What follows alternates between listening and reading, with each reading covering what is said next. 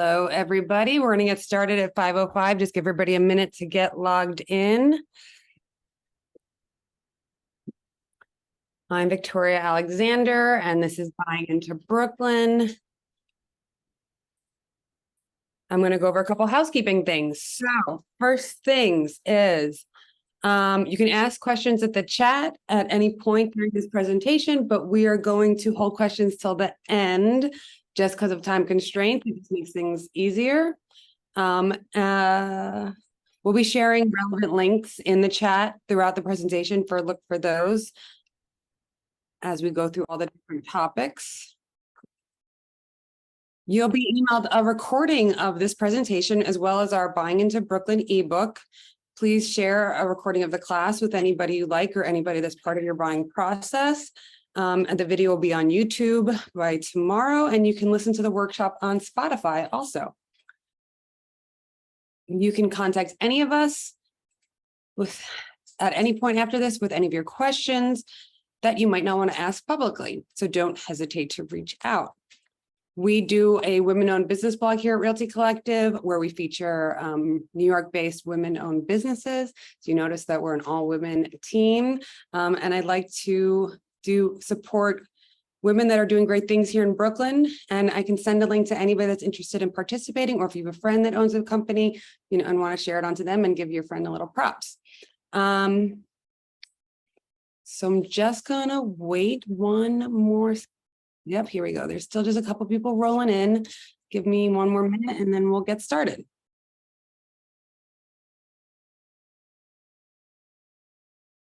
Yeah, they keep rolling in.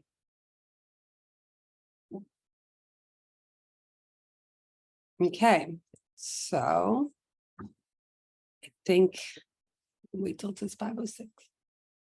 Oopsie.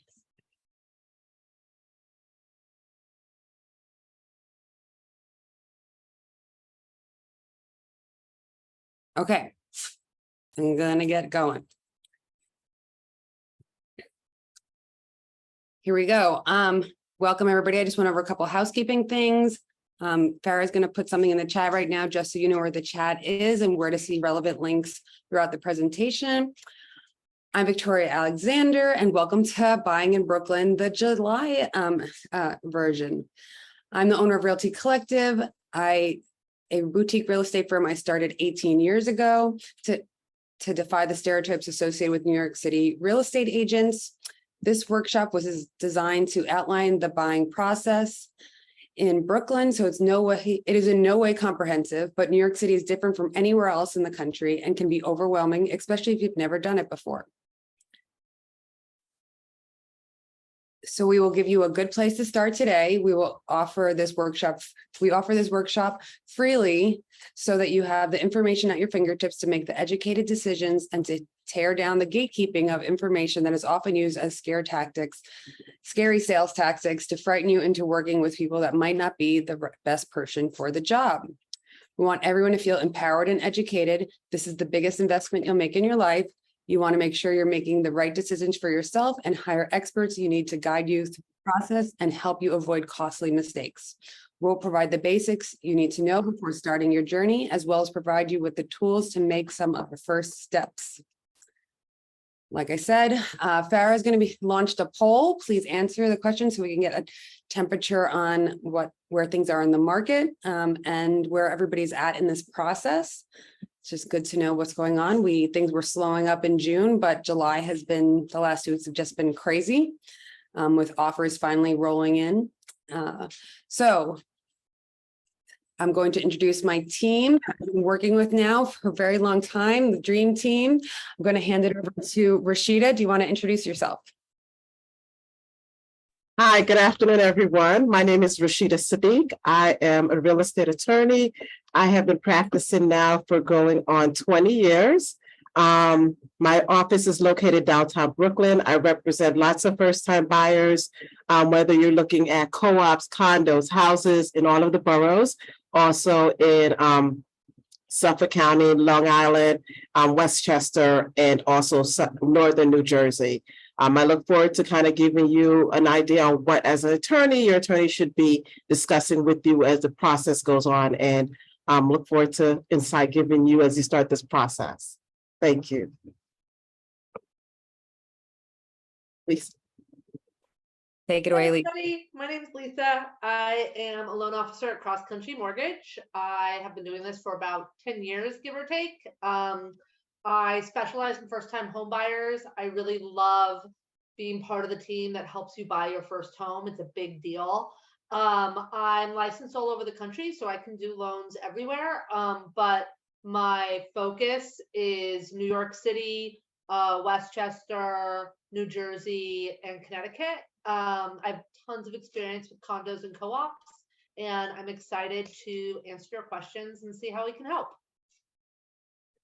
So like I said, I've been working with Lisa and Rashida for a while.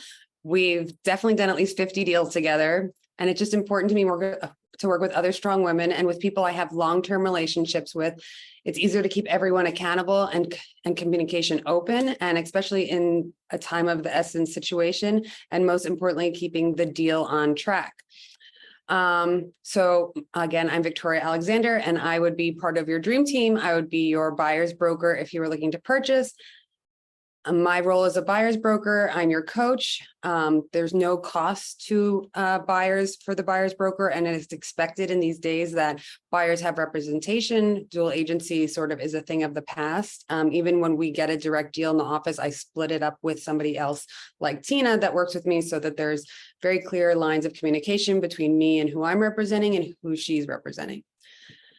I'm your matchmaker, your therapist, your sounding board, whatever it takes to help you get into your Brooklyn home and keep you as sane as possible as you ride the wild roller coaster of emotions that is the home buying process. More literally, my job is to guide you through this process, advice based on my almost 20 years of experience in the Brooklyn market. And at this point, I've experienced almost all there is. It's my job to get you into your first home and make you a homeowner, protect you from your own instincts, which often can get in the way of reason, and help you get to the closing table. Plus, these services don't come as a cost to buyers. I get paid by the seller at closing, and that is how it's been forever. And you should take advantage of this expert advice from your team that's going to help you avoid missteps and get you the home that you want. These are the 3 people you need for a deal. There's going to be other people along this process, but what you need is a buyer's agent, an attorney, mortgage professional. Having a buyer agent is important because we have a fiduciary responsibility to you. The seller broker has a fiduciary responsible to the seller. You want to interview all of us and interview anybody that you're talking to or was recommended to you. Make sure you feel comfortable and that they can answer your questions and make you feel like you understand their answers and they're not talking a bunch of jargon. Our job is to just guide you through this process for every part of our expertise, in every part of our distinct expertise. Personality type is important, and you will spend a lot of time working with your team, and you need to ask yourself, can I take advice and listen to the person's guidance? This is an intimate process based on trust and transparency. So pick advisors that have relationships in the industry, especially in New York City experience, and do not hire your friend, your uncle who just got their real estate license or just became a lawyer, or they're doing, criminal law. They're like, I can write a contract for you for buying. You want somebody that specifically does New York City co-op and condo real estate sales on a day-to-day basis. They need to have the expertise to get you across the finish line. So, first slide. Why buy now? The rent's too damn high. Rents are over or at exactly what you'd be paying in mortgage in some neighborhoods. You get your own design. You're making long-term investment in yourself and building equity. You're paying somebody's mortgage regardless. You might as well be paying your own instead of your landlord's. Right now, the cost between renting and buying has never been closer, if not leaning towards rent being higher. If you're looking to stay in Brooklyn for the next 35 years, also Manhattan, we also represent buyers in Manhattan, then buying is your best investment. The next slide is the rent to buy matrix, which is from the New York Times. I did not craft this. Farah's going to put a link to it in the chat. You can put in your very specific details about the rent that you're paying now and whatever, and it will calculate for you whatever makes financial sense. Are you holding for at least 5 years? And are you living in a rent stabilized or rent controlled apartment? It might not make sense for you to buy something if you are. But the rent versus buy matrix calculator from the New York Times is going to help you figure that out. So next slide. The first thing you do, I'm getting all these calls right now to go see property without getting that they don't have their pre-approval. The first thing you do is you start by calling a mortgage professional and getting your pre-approval. You want to start interviewing attorneys and buyers, brokers, and assembling your team. You want a team of people that are going to work together for you and that they're going to work cohesively for your benefit. That's why it's always important to, if you found one person you really like, work with their recommended list of people because they have a track record with them and can hold them accountable like nobody else can. So even though your sister said, oh, this is the best lawyer, if the lawyer doesn't know the broker or mortgage broker, it's harder to keep the iron to the fire, so the fire under them to keep moving the deal forward. So the first thing after you assemble your team, the three important people, which is the attorney, the mortgage professional, and there is getting some, you might need some other referrals that your experts are going to have, like a contractor, inspector, architect, those kind of things. So first thing you're going to do is figure out getting your pre-approval and financing. This is where you start, not on StreetEasy. Even though it's nice to go through all of the real estate porn on StreetEasy, if you're ready to really, put taking the search seriously, you're going to get your pre-approval. We all want you to get pre-approved before you start to look. If you're self-employed, it's important you talk to your mortgage broker before you file your taxes to make sure you're presenting your best version of yourself to the bank. It's important to do this step first so that you know what properties are going to be available to you. How much you can afford. Is your credit score affecting what your loan terms are going to be? And can you get an FHA loan? Lisa, take it away with the financing piece. Thanks. So as Victoria said, it's really, really important to get pre-approved before you start looking at places. The reason is that this is really going to let you know what your buying power is. It's also a lot of times what's needed even to see the property. So it's really important to get an idea of how much you can actually borrow from the bank, whether you want to borrow that much or not. I think probably one of the biggest general misconceptions about my job is that the pre-approval process is actually pretty personal. I'm going to ask you a lot of questions. And one of the reasons I'm going to do that is because unlike the big banks, I have about 90 different products. So I can really find the right product for you, for your financial picture, for what you're buying, etc. So I'm going to ask you about your employment history. Are you self-employed? If you're self-employed, you can 100% get a mortgage. I work with self-employed borrowers all the time, but it's really important that I see your tax returns, ideally before you file them for that year or the following year. So, we'll talk about tax returns. We'll talk about if you're a W-2 earner, how much you get paid. Are you getting a bonus? If so, have you been at that job for over 2 years? This is all because it's going to help me figure out your qualifying income. Other issue to get pre-approved, like Victoria mentioned, is your credit score. So through the pre-approval process, I have a portal that you use to apply. It's super user-friendly. One of the things I'm going to do is run your credit. I run it once and I won't run it again, but that's really important so that I can see your financial picture. So I can see the kind of debt and income that you have. And then we'll talk about products. So are you buying a co-op or are you buying a condo? Are you buying a multifamily property? Is your intention to live in the property? All of this will help me sort of understand what is the best product for you. Sure.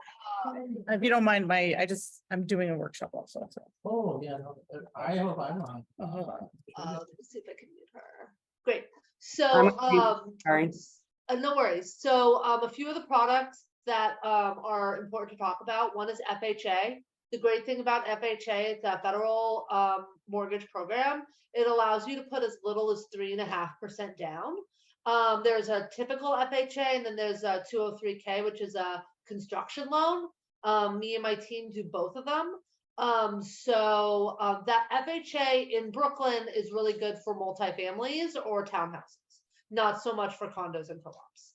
Another really great program is a state of New York first-time homebuyers program, where we are one of the preferred lenders. The great thing about that is that it can give you down payment assistance. So it can help you get to the 20% or 10% you need for down payment. There are income restrictions, but that is something that when we have a conversation, we'll talk about to see if that makes sense for you. And then there's the standard 20% down, 10% down options as well.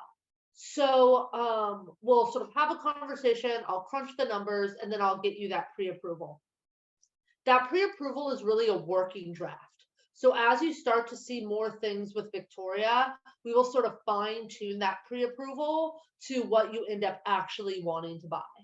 The last thing I'll just say about rate is obviously, you know, we're in an increased rate environment. It's gotten much better than it was a year ago, which is great. And we're starting to see hopefully the end of this inflation, which all of that will help rates coming down. What's really, really important to remember is that you marry the property, but you date the rate. And what that means is that the rate that you're going to have right now, that's not the rate you're going to have for 30 years. That's probably not even the rate you're going to have for 24 months. Because as soon as the recession hits and rates go down, you will refinance. So this is the rate that really gets you the property. And I will say that most of the clients that Victoria, Rashida, and I have worked on this year, a lot of them were people that were looking, 2 years ago when rates were super low, and they just couldn't get in. They couldn't get the property because so many people were buying. And now they're able to pounce and get the property they want for the right price just because of what's going on in the market. So there was one other thing I was going to say.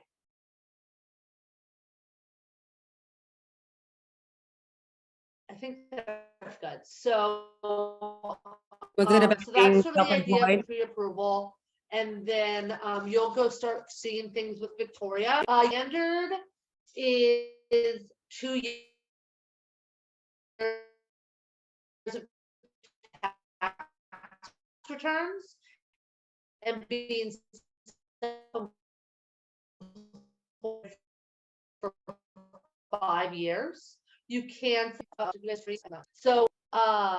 so can get pre-approved if you're self-employed, but it's really about seeing those documents up front and making sure that it works. I'm sorry if I broke up a little bit. I'm going to close my other windows, but so yeah, I think that's a good overview if we maybe want to, and then of course I'll answer questions as we go along or at the end. Great. Thanks, Lisa. So next slide.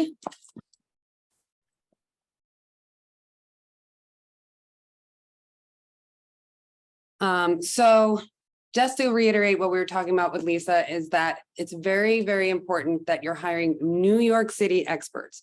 One of the things that always comes up is, and has come up more recently in the last year, is working with Quicken or Rocket Mortgage. And most of the clients that I've have had to get pre-approved by another bank because they do not understand the New York City co-op market, and they don't understand New York City in general. And we've had a real problem getting these deals through with those app-based mortgage companies. And so it's very important that you're dealing with a New York City expert that's closing deals all the time, that understands things here, not a national company that's based off of,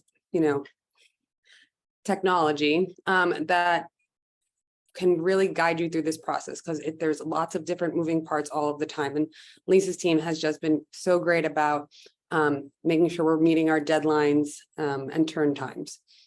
So it's complicated, and make sure it's a real person and that you deal with a person. This is a personal process with moving parts. Make sure you're working with a real person. There's nothing going to ever, well, I'm going to say ever, but this process still has not been handed off to AI yet. It is still, you still need a real person to guide you through this. So the first thing that I like to tell people is now that you've gotten your pre-approval, you're going to ask yourself a couple questions. What is your timeline? Do you want to buy in the next year, the next 3 months? Do you have a lease that is pressuring you? Do you want to just get ready to buy? You want to learn everything, get your savings and everything in order, see about getting a gift from some family or cashing in your 401k or waiting to hit some benchmark at work for your salary.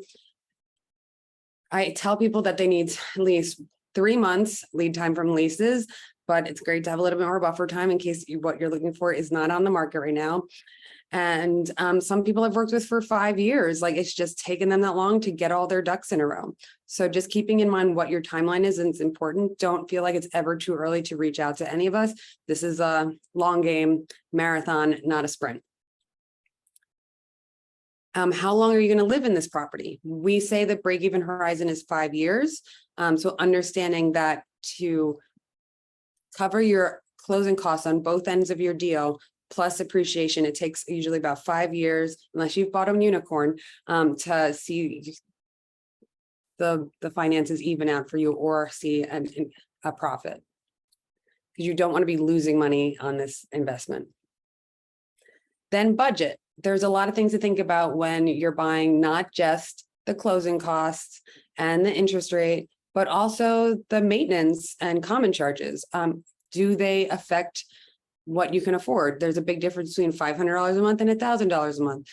What the tax deductibility is. Do they include some of the utilities and the other one doesn't? So trying to figure out what your monthly budget is and working backwards from there. So you won't look at anything that has a monthly expense of X, because that would just make your monthly expenses outside of your budget. And then thinking about a family, is it your dynamic just one person right now? Do you plan on growing your household? What things are important to making those decisions around that? Are you interested in learning about school districts and your lifestyle? Are you going to run in the park every day? Does your commute matter to you? Are you working from home or coffee shops? Do you want to be near the park? Do you want to be in Brownstone, Brooklyn, or new construction? You want to be in a building with lots of amenities? These are things that you need to think about. If you're interested in new construction, you need to look at neighborhoods that are offering new construction. You're not going to find a lot of new construction in Cobble Hill, Carroll Gardens, but you will in downtown Brooklyn and Williamsburg. So understanding what each neighborhood offers will give you an idea of what will be accessible to you and which fits with your lifestyle. So finding your dream home. Where do we start? Next slide.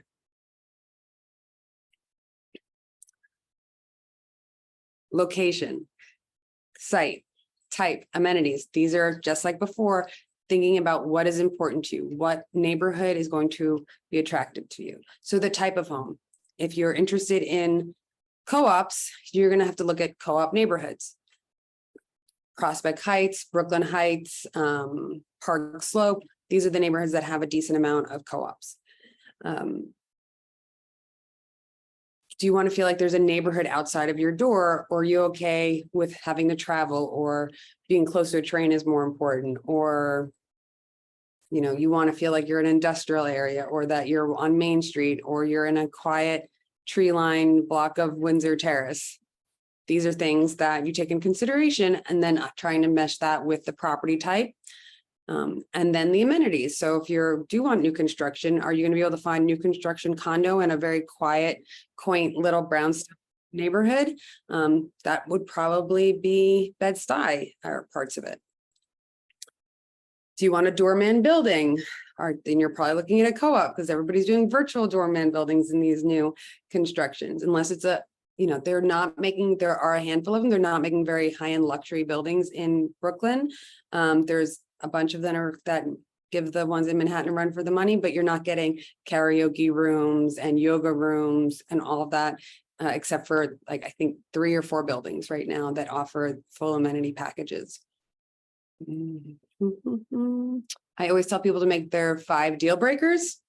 Yes, 5, because then you're going to slowly chip away and probably end up with only 2 or 3 deal breakers, because there is usually an realignment of expectations with reality, and just what people can afford aligned with what's available in their price point needs to be recalibrated. You have to think about your closing costs. Rashida will go more into that later, but co-ops are usually 1 to 3% and 3 to 5% for condos, and new construction has transfer taxes. And depending on the market we're in, the developer might push those off onto the buyer. And if we're in a buyer's market, the buyer can push those back onto the developer. So just something to keep in mind. And sellers also have closing costs, usually around 8%. So just calculate those closing costs in so that you know that where your break-even horizon is in the future. So where do you find these homes? Next slide. Where is everybody searching? I think it's one of the questions we have on the poll. Are you looking on, most likely you're looking on the internet. StreetEasy seems to be a big New York City platform.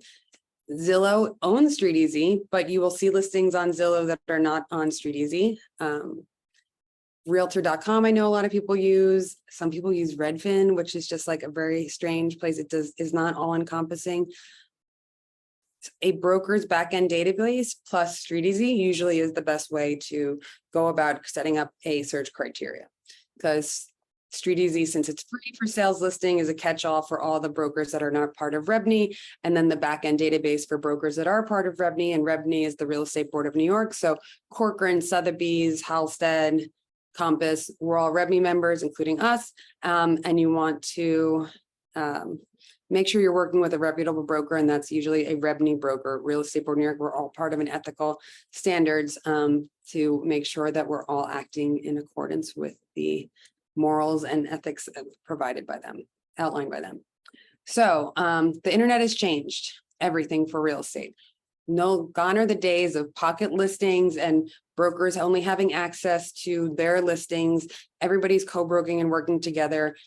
That's one of the things that REBNY has done. And that unless you're looking for something that is a very specific specialty of a broker, like you want this one building and this broker always represents listings in that building, that's who you should be talking to. But other than that, there's no more hidden listings that you don't have access anymore. The free market drives prices up for sellers, and most brokers are advising their sellers to make sure that they get their listing to market so that they can get the highest and best number for their property.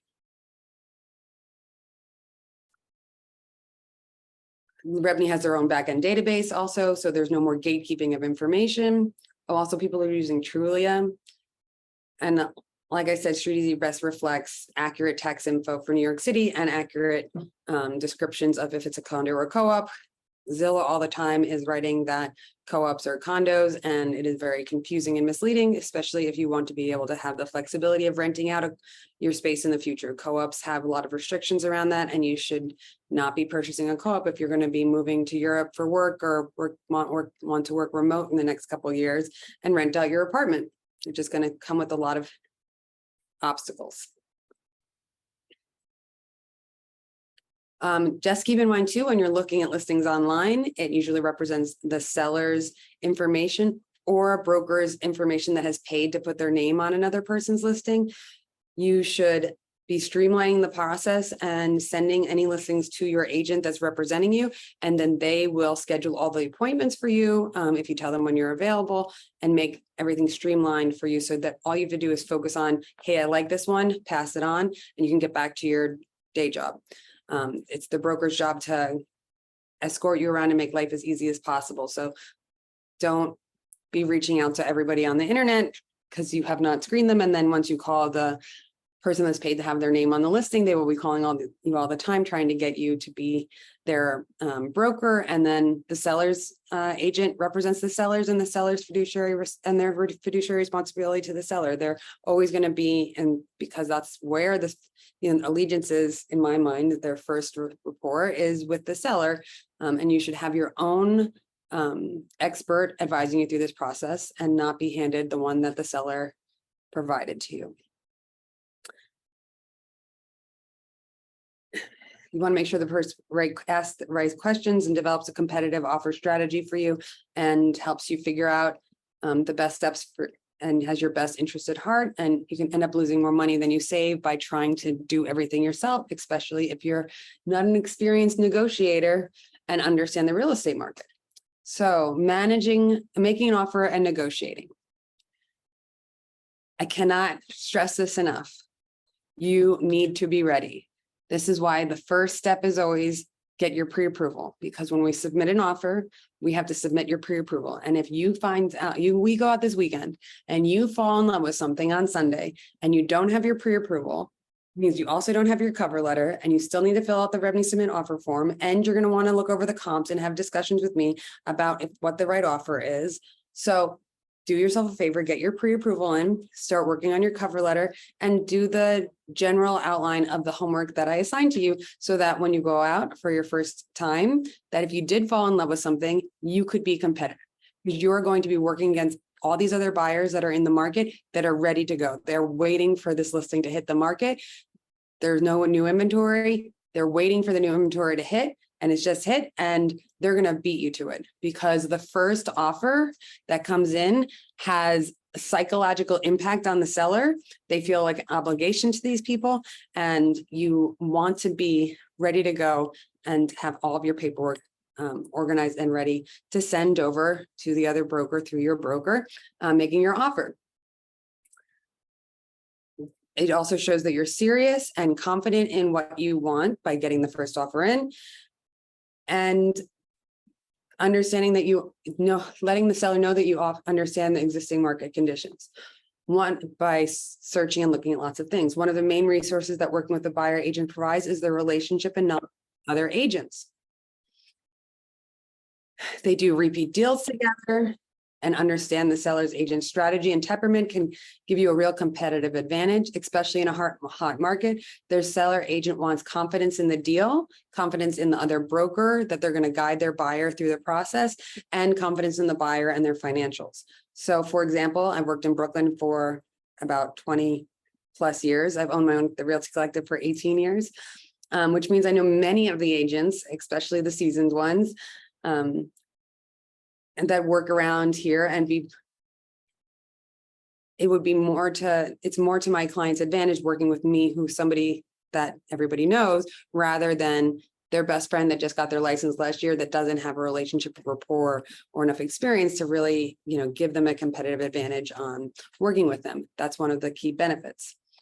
You want to have a negotiation strategy, work with your agent to create and devise a strategy and understanding what your top number is and how you want to negotiate so that you're positioning yourself to actually get the apartment, but also not overextend yourself.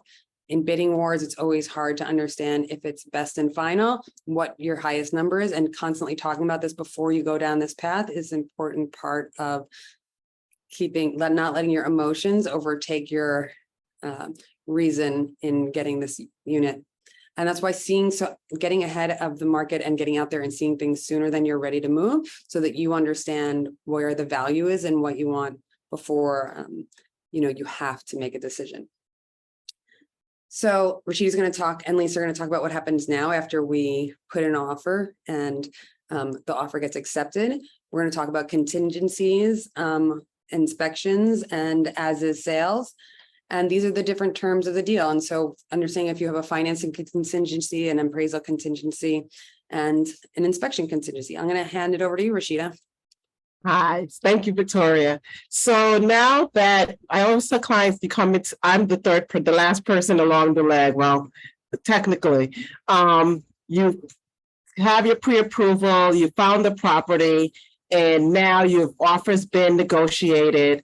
Now what happens is the realtors will send out to the attorneys is what we call is a deal sheet. That deal sheet is a summary of your offer. In New York, until the contract is signed by both parties and a down payment given, you're not in contract. So the terms can change. So there's things that happen between when your offer is accepted and going into contract. The first thing in New York you have to do once your offer is accepted is an inspection.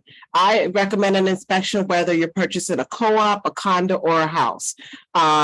Some realtors, we get different opinions on whether you should do an inspection for a co-op or a condo, but definitely I recommend it for all of these transactions because the contract has specific terms in there that you've done your inspection or you understand the condition of the property and you're taking the property in as-is condition. So you want to make sure that you do that inspection because that makes sure that if, let's say, there's an electrical issue or the window is broken or something that you didn't see when you just saw the property visually for 5, 10, 15 minutes. That inspection is a more thorough job of actually going in and having the time to look at what, as I said, whether it's a house, a co-op, or a condo. And that inspection happens prior to you signing the contract of sale. If something comes up in the inspection, we can put into the contract that things have to be fixed or the price can be negotiated or credits can happen. So that's why it's important that you do that inspection. And once again, that happens after your offer is accepted, but before you sign the contract of sale.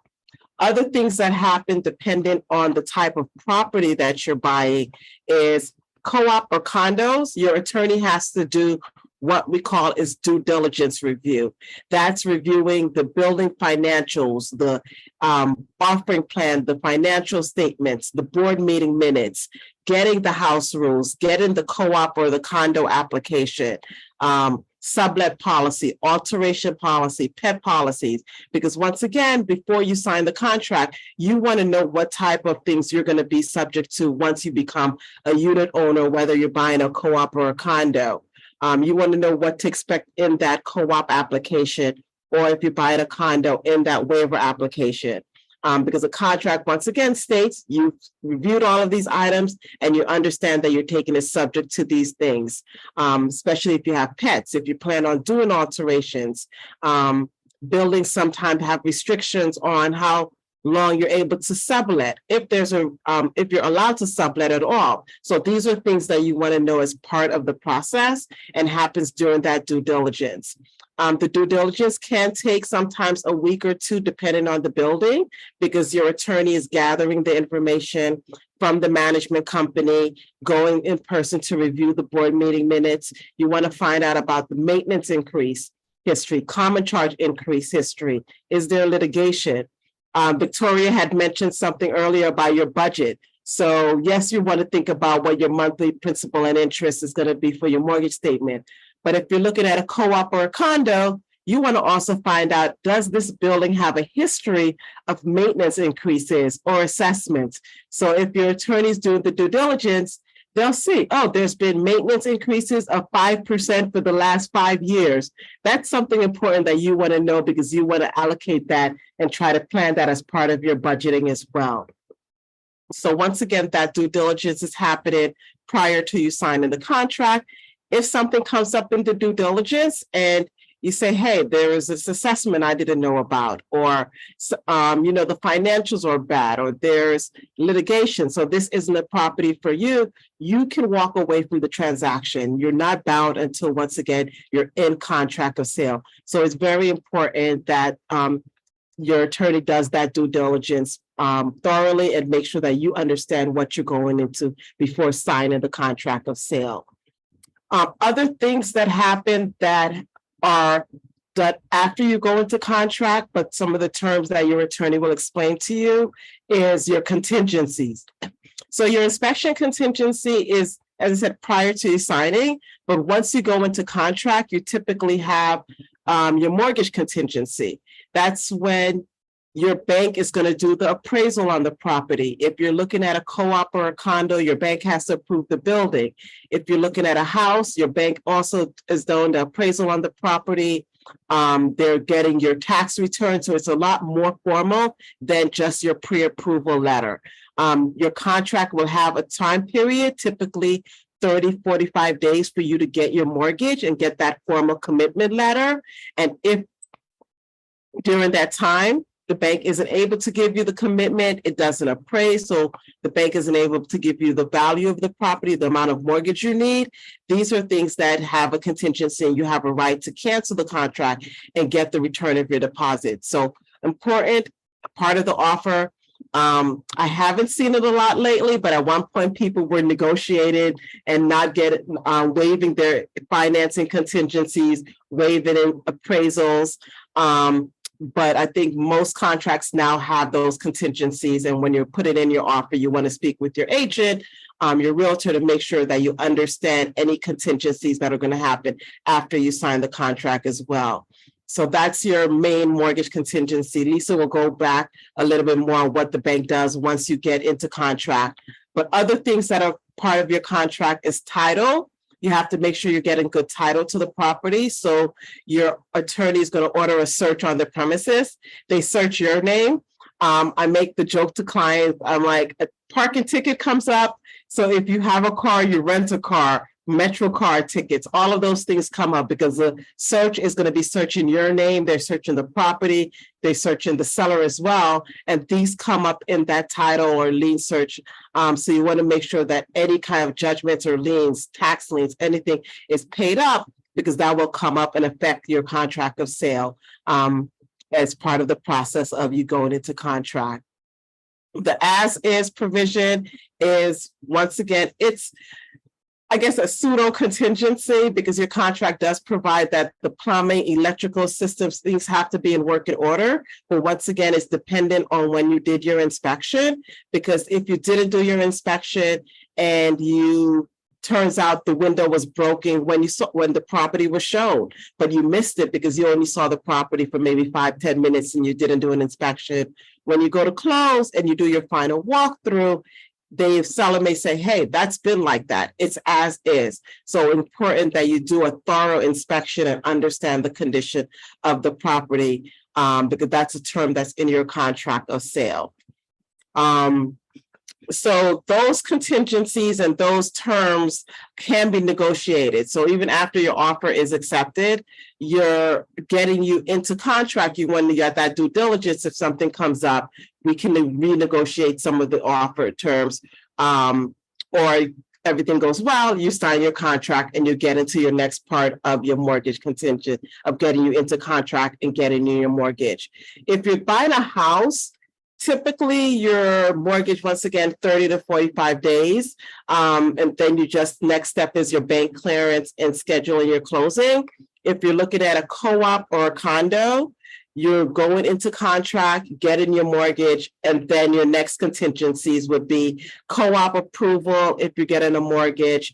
If you're purchasing a co-op, and if you're purchasing a condo, it would be getting the waiver, which is the condo's right to say they're not purchasing the unit from the seller. It's more of a formality, but a lot of buildings in New York also have an application that you need to fill out. Lisa can go a little bit more into what happens regarding the mortgage once you're in contract, because that takes up about 30 to 45 days of your time period. Great. So next slide, please. So or maybe it's still this side, which is fine. So Rashida has done all of her due diligence. We have fully executed contracts. I want to say this is another time where it's so important that you're working with a team that's in close contact with each other, because when Rashida is doing her due diligence, she's going to call me and say, hey, I found this in the board minutes, or I see this, is this going to be a problem?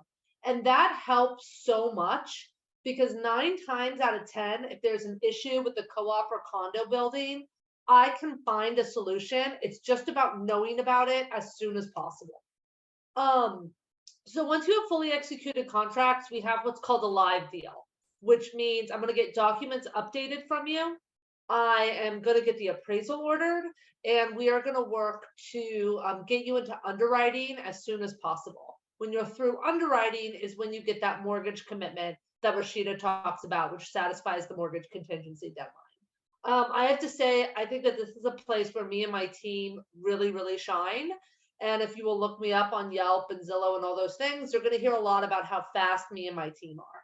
And that's because me and my processor, Danielle, do a lot of work up front so that we can get you through underwriting really quickly. Our underwriting turn times are roughly 24 to 48 hours. A lot of our competitors, their turn times are 2 to 3 weeks. So why is this important? Well, particularly if you're buying a co-op, you're not going to schedule that board interview until you have the commitment letter. They will not schedule it. So the faster you have the commitment letter, the faster you can schedule your board interview, which means the faster you can close. Some co-ops say, hey, yeah, come in tomorrow for the interview. Other co-ops say our first interview is 2 months from now, and you have absolutely no wiggle room. You have to go by when the board says you can come in for your board interview or do it via Zoom. So once you get that commitment letter from the underwriter, they'll have some conditions on it, like updating, like showing proof of insurance. When you buy a property, you pay for your first year of homeowner's insurance, either prior to or at closing, and a few other things. And me and my team will sort of walk you through that. Once you get us those final documents, we get the clear to close, which everyone is very, very excited about hearing, because the clear to close means that Rashida can work with the attorneys to schedule the closing, and it's a complicated dance. Few things I will say before we talk about clear to close. It is really, really important from the beginning of the process, when we have fully executed contracts until closing, that you guys don't change anything about your financial picture. You don't change your job. If you lose your job, you tell me right away. You don't open up a new credit card. You don't buy something that's a lot of debt. All of those things are going to change the financial picture that we use to qualify you. And that's something you have to talk to me about before you do. Also, everyone always asks about movers. It's really, really important that you don't schedule movers until you get the clear to close. The reason being, it is just incredibly stressful to try to negotiate a moving deadline and a closing deadline at the same time. Rashida, I know you have to go quick. Do you want to just talk a little bit about after the clear to close, what happens?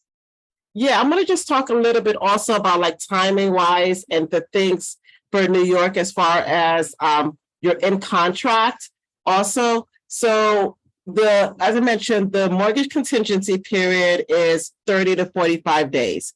Your contract in New York is an order about 60-day closing, typically if you're looking at a house or a condo. If you're looking at a co-op, it's going to be a longer time period. Typically, it's about a 90-day process. In New York, on or about means that there's a grace period. And the reason there's a grace period because there's so many moving parts. So you always want to have a discussion with your attorney, your agent, your mortgage person on things like locking in your rate, what that means, where you are with the process, because it's not a date that's set in stone. And Lisa had mentioned regarding movers, you don't want to schedule that depending on when your lease expires. So always very important. I think that's one of the biggest mistakes people do, is really not understanding the time periods for when you're closing and that on or about time period with the moving parts in New York. So even if it's on or about 60-day closing, you have that grace period of 30 days that goes for both buyer and seller side, and it still can go longer than that. So it's always a moving thing that you have to have a conversation with your attorney and with your parties to know where you are with that process. And that time period of closing depends on the board approval for the co-op. After that, getting that bank clearance to close, which means the bank has done everything they needed. Appraisal is good. Tax returns are signed off on.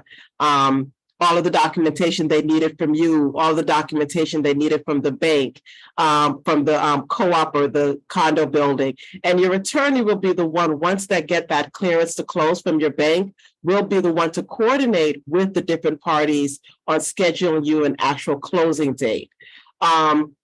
Closing costs as well. So just timing wise, your down payment is given on signing of the contract, which is typically that 10%, or if you're doing a lower down payment, it's 3.5%. That's given on signing. However, on the closing is when all of your funds are due. That's your mortgage plus the balance of funds that you're given. So that has to be in your account. It either has to be in a New York bank. I know people do like online banking. So I've had situations where clients don't have checks.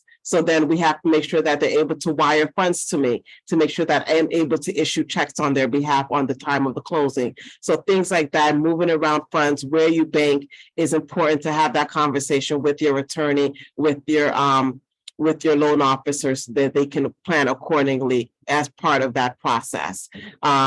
30, 60 days, 90 days goes pretty quickly. But it is a lot of things that are happening behind the scenes of it and getting you into that bank clearance to close. I don't know if you want to switch to the next slide, Farah. But the things that are happening also, your agent is working on getting you the board package, which once you get that board approval, that is what triggers your attorney to schedule that closing with the parties. And I'll talk a little bit. I have to leave at 6 o'clock. If there's any questions, you can always email me. Lisa and Victoria will also, they know kind of the information that I give out. They can always direct you to any questions as well. But for the clearance to close, this is and your closing is when you actually sign all of your documents. You get the keys, you're able to coordinate with your moving after you close. But that's when you turn over the funds, you get the keys. The closing is done in person. So you want to make sure that you're available. If you're not, is to have a conversation with your attorney on scheduling with the various parties. And then also your funds have to be available, because that has to either be, as I said, a bank check or a wire to your attorney to make sure that the funds are there for the closing. And the closing is typically about a 2-hour process of you signing all of the documents. You'll do a final walkthrough prior to closing as well. That is to make sure that this as-is provision that I had mentioned a little bit earlier about making sure that everything's still working. You do your walkthrough 24 to 48 hours prior to closing. And that's really to make sure appliances, you're checking that. I tell clients, check the dishwasher, put a dish in there, because once you close, you can't come back to your attorney and say, hey, I forgot to check the stove, or I forgot to check the dishwasher. You close, you got your funds, you got the keys. The seller is no longer responsible for fixing anything. So it's important that you do that walkthrough. Your agent is typically there. If something comes up, we can work out credits, we can work out escrows to make sure things are fixed. But it's important that you do that final walkthrough to make sure that you're getting what you're supposed to get per the contract of sale. And if Victoria wants to talk a little bit about I know you guys are going to go back a little bit about the aspect process. Yeah. Go back. So just in case you have to jump off your sheet in 4 minutes, anything else you want to say before I backtrack? No, really, it gets the closing costs. I would say you definitely want to have you had mentioned a little bit about that, but I tell clients, your attorney should really also be reiterating your closing costs. I've had situations where clients really didn't have that conversation. And it's, when they're seeing that, okay, you have to pay depending on the type of property. Part of that due diligence when they're looking at the co-op and the condos is also finding out what fees the co-op has. What fees the condo has. And then if you're looking at a house, your attorney can also do some little bit of due diligence on a house, such as looking to see if there's any violations open on the property, because this affects your time periods to close.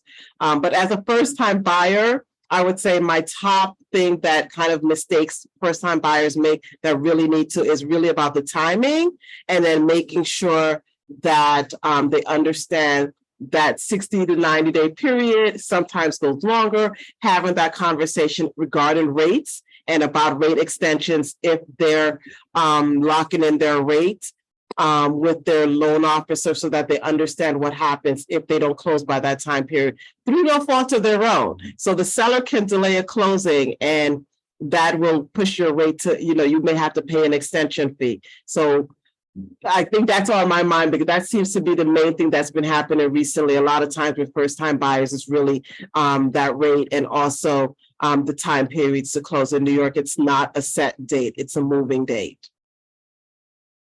Right. I think that's the hardest thing in people scheduling moves. Also, on top of their closing date, they're like, "We're going to move the same day we close." Do not do that.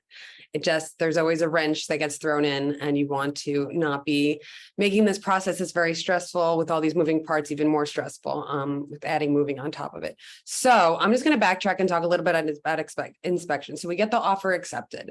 We put in our terms and they accept them. Maybe we go back and forth on a couple of things. The deal sheets go out to the lawyers, and as a lawyer, Rashida is doing the due diligence, and Lisa is making sure the building's pre-approved and has as much of the documentation and the deal sheet. I send Lisa the deal sheet also so that she can see the building details and reach out to the management company from the get-go and get ahead of things. So that's what happens there. While the lawyers are doing their due diligence and getting the minutes, if it's a co-op, we're doing an inspection. At the inspection, anything that wasn't really apparent in your first viewing that now you're noticing, like, the bathroom door doesn't close, the window is broken, the seal on the window is broken, so there's frost between the two glass panes, things like that. And or that the inspector comes up saying, like, the electrical box is this union whatever electrical box, and that is a fire hazard and it needs to be replaced. The apartment hasn't been inspected in 30 years and needs to be taken care of, because the bank won't lend you with those sort of high risk issues. And then understanding what you're buying. One of the biggest things, even if you're, for a lot of people say, like Rashida said, for co-ops, you do not need to get an inspection because you're just responsible for the four walls. But understanding the maintenance of the building, if the roof is about to go, if the boiler's about to go, if things have not been maintained and well cared for, that's going to lead to expenses in the future. So that will either be your common charges going up, your maintenance going up, or assessments, and you don't want to be of a not well managed building and a not cared for building. So understanding what you're buying into, because you're buying shares, not real property in a co-op, into a business basically with other shareholders, and you're going to business together, and you want to make sure you're selecting good business partners, and that this is a good investment and not a money pit. Because even though the four walls look great and they redid the kitchen and the bath, the rest of the building could be crumbling around you, and that will always become an issue when you're trying to resell. So understanding what you're buying and how the building mechanics work. Sometimes for first-time home buyers, it's just about understanding how building mechanics work, because they've never lived in a building. You're first-time home buyers. That's the norm. You've never had to deal with any of this stuff. So while they're reading the minutes and collecting all the docs, and the lawyers are going back and forth about the terms of the contract, we're doing the inspection. And then if there's any huge red flags come up, or small flags like the cracked window, and outlining if this will be taken care of before you move in, or if it won't be taken care of at all, or whatever we can negotiate. I have a whole outline of like what to ask for and what not to focus on, so that you can not kill the deal by asking for too much, but asking for enough to make sure that you're moving into the apartment in a state that you can live in it right away, if that is your plan. So then the contracts get signed and you put down your 10% deposit, as Rashida said. And then the other part of the due diligence, both of the lawyers starts, which is doing the title search, everything. And Lisa will get the questionnaire filled out by the management and start getting underwriting to write your loan. And it is important, the first thing you do before everybody wants to start working on the co-op board interview, the co-op application, the first thing you do is make sure your mortgage professional has everything that they need, and that you've had a discussion about your timeline and rate lock and what that looks like. Because let me just talk about rate lock for a minute, since that is important. So when you're locking a rate, it basically starts a time clock. So once you lock in your rate, you have to close before that rate expires, or you have to pay extension fees. And those get super expensive, super fast. So what Rashida was talking about before she left is that, you could the contract could say 60 days, and you can lock today for 60 days thinking I'm good. But then something happens totally out of your control, not even your fault. And the seller, says, you know what, our on or about gives us 30 extra days. We're not closing until 90 days. You have to either break your lock and wait 30 days to relock, or you have to pay an extension fee. So rate lock is a little bit of a dance. You sort of want to gauge how the loan application is going, see if there's any issues for title, because that can really delay things, while simultaneously, staying cognizant of what's going on in the market. Co-ops, for example, if you're locking up front, you need a lock for a minimum of 90 days because so much can go on with the co-op before you actually get to the table to close. So it really is just a conversation that you need to have with your mortgage professional. And what I always tell my borrowers is I will lock you whenever you want, but I just want you to understand the risks you're taking if you lock too early, and also just what potentially could happen for better or for worse. So please, Victoria, go ahead.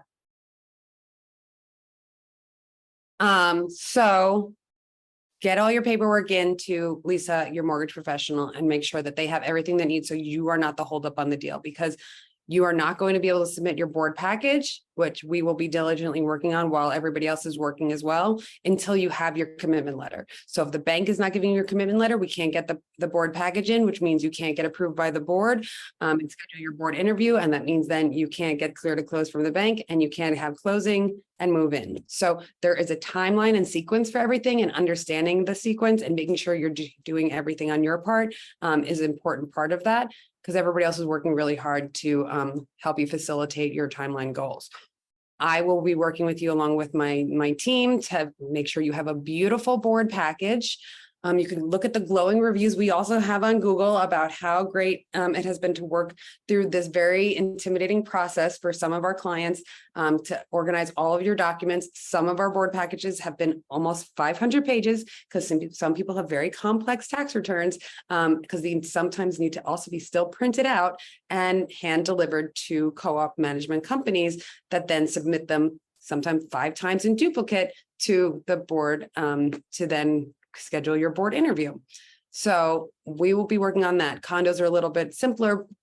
New construction has something called a punch list to make sure you're getting the apartment in the best condition. And then we do a final walkthrough. So I'm on the back burner unless it's a co-op for the board package. And then the bank and your lawyer are doing the rest of the due diligence until we get close to clear to close. And then we do the final walkthrough and then have the closing. And I also send you a bunch of resources about the next steps, like changing your address and turning on your utilities, because they're not going to making sure the other person doesn't turn off the utilities for the final inspection, final walkthrough, which is something that does happen very often. And then you can't test the things that you were expecting to be working at closing, which is the stove, if they've turned off the gas or the heat, if you needed to test any of those things that were issues that we asked to have repaired, they need to be working and we need to be able to test them at the final walkthrough. So I'm going to go back to some of the questions real quick that we had. So keep putting your questions in the chat. Somebody asked about the high cost of monthly maintenance fees in Manhattan Park. Renting does actually become cheaper. It depends.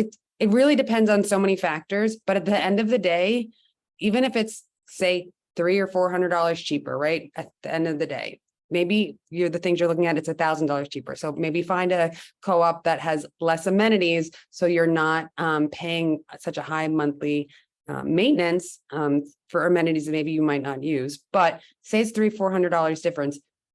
If you were spending then $300 or $400 a month to invest in yourself instead of paying somebody else's mortgage, because if you're paying rent that's $3,000 to a landlord that you'll never see again, or $3,500 for a mortgage where half of it at least is going towards your principal and you're building equity, why wouldn't you make the investment in yourself if you were planning on staying in New York City? So it just depends on how you want to spend your money and what kind of lifestyle that you want. So in my opinion, especially in Brooklyn, with rents so crazy, it makes a lot of sense to be buying right now, even with the high interest rates, because rents are just even crazier. Like I have 13 applications on one apartment, 8 on another, and I showed them 2 days each. Landlords are paying the broker fee. Like we want just good people and we price them competitively so that we get great people, but the rents are still, equitable to being close to buying the same units.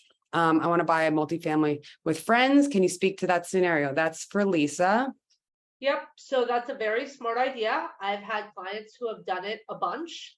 So if you buy a multifamily with, you and a friend, and I'm assuming, maybe each of you take one unit. So that's totally fine. You basically have to qualify everyone that's going to be on the mortgage.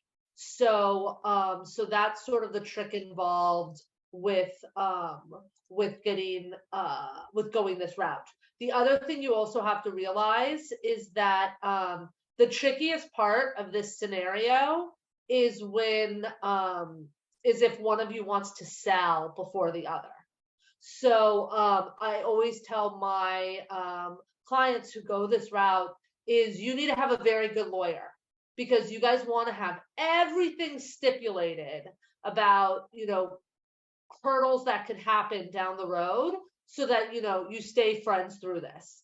That said, I've had people that have done this and have loved it, and it's been a really great idea, and they were super happy to do it.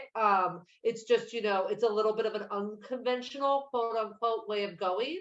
So you just need to know what you're getting involved in. Now, the smartest thing to do in this scenario, though, and I've had clients who've done it, though it's a little bit more complicated, is you buy the property as a multifamily, okay? And then within a year or so, you work with an attorney to actually get the multifamily converted into condos. It's expensive, but it's worth it, because now you each own a condo. So then you refinance the property as condos, and then each of you can sell whenever you want, and you're not tied to the other person. That, I think, is the more expensive route to go, big picture, but it's a really smart way of doing it. And again, I'm happy to talk to you about it more, offline through a meeting. Yeah, there's just some specifics around it. So you want to make sure. I have never done it. Everybody always asks about it. It's super complex, and you're really just, getting into being a business partner with people that you know personally, and that can be challenging. So there's no other questions in the chat. I want to thank everybody. I'm going to go over some last minute notes about some of the things we talked about today. They are, I went off the cuff here so hard. We have a lot of resources. We have the backend database I talked to you that you don't have access to. If you're just using StreetEasy or Realtor.com, you're not getting all the listings in one place by being part of the Rebney MLS. You're doing that. We organize every part of this process on Basecamp. It's a project management tool. I have resources that outline everything that could possibly come up. So if you're a client of ours, you're getting, like today I sent out prepping for a co-op board interview resources and blog posts about rate lock and blog posts about like condo versus co-op. These are just the ones that we're posting here in the chat, are the tip of the iceberg. We have a library of resources, over 100 documents organized in Basecamp. Our home buyer handbook is over 100 pages. That really outlines this process for you. And you're going to get a copy of that with this recording as a follow-up to this class. Schedule a call with any of us. We're always happy to talk. Like I said, this is a journey, not, you don't have to be ready to buy now to take our time. I'm happy to help anybody get this started. It was a long process for me. I generally in this class talk about my buying journey. I had a lot of crazy hoops to jump through to get there, but I'm so glad I did it, because I'm paying probably half of what I would be in rent if I stayed here, if I had continued to rent right now. And thankfully I had an agent. Even the experts need their own agents, because their emotions and things get in the way. You just are not thinking clearly. You think you know better. It's best to go with the experts. I don't do my own taxes for a reason. If we didn't get to any of your questions, also reach out. This is the end of the presentation portion of today. And what else? If you want to set up a 15-minute call, there'll be some links to do that with any of us, including me and Lisa and Rashida. So thank you guys all so much for your time today. I hope this was educational and informative for you, and I hope to work with you in the future. And if you do have any questions, I'm always happy to answer them. If you're looking in Idaho, I can recommend, next steps there and guide you through the process. It's the worst, I think, when this is just so intimidating for people. But I only practice here in New York state. So, but I have an upstate broker because I have a house upstate and would love to refer you to them if you're looking outside of the 5 boroughs. Okay. Thanks, guys. Bye, guys. Thanks so much for joining.